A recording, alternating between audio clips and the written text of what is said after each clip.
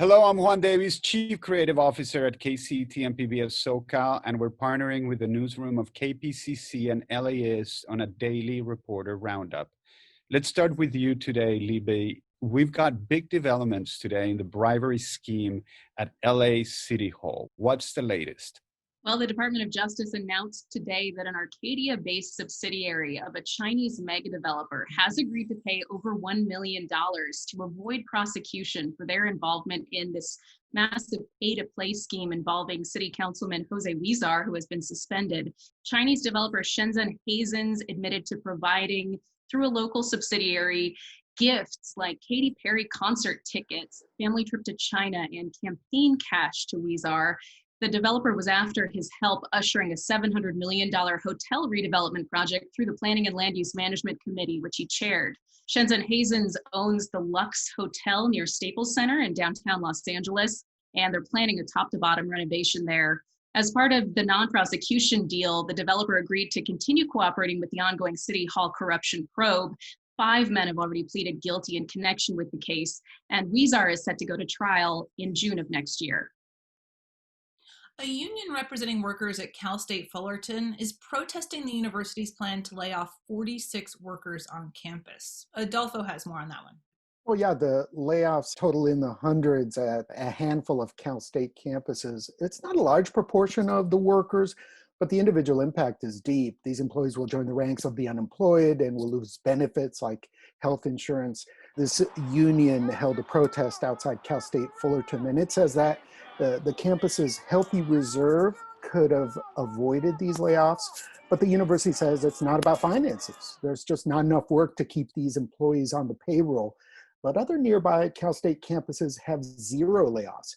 This is a significant story because the pandemic led Sacramento to cut the Cal State and UC budgets this year, and the chances are pretty high that the cuts will be bigger next year.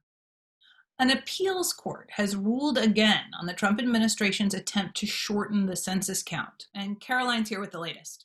Right. So this appeals court has said now for the second time that the census has to continue until the end of the month. These are just sort of initial appeals. The whole final appeal is still being processed and actually going to take a couple more months unless it gets expedited. But this decision to keep the count going is actually being met with mixed feelings from advocacy groups because a lot of them don't have the resources to do the work for another month. Even though the state invested $187 million, that money is pretty much gone. And the staff that is remaining are having to cut back their teams. And so I asked the director of the census office in California, was this money enough? Like, even though it was a historic amount, lots of people aren't able to do this work anymore. And she said, well, imagine if we didn't have any money. We're still doing better than most other states. We're doing better than Texas and Florida and North Carolina. And she's happy about that. And we're doing better than we did in terms of self-response rates than in 2010.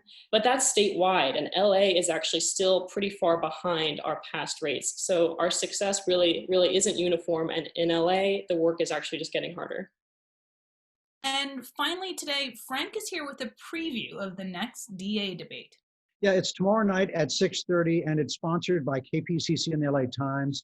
It promises to be a lively exchange between incumbent Jackie Lacey, the first woman and the first Black DA in LA, and former San Francisco DA George Gascon.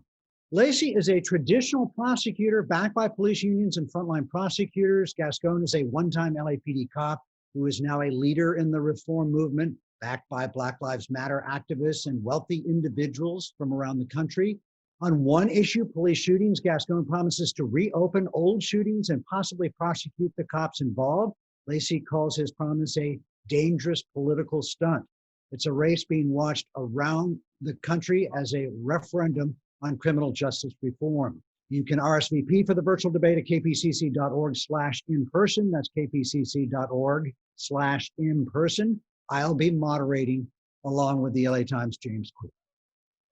Thank you, Frank. That's going to be a fascinating debate between these two. Thank you all at the KPCC and LAist newsroom. And thank you for tuning in. Take care of your health, your family. We will see you tomorrow.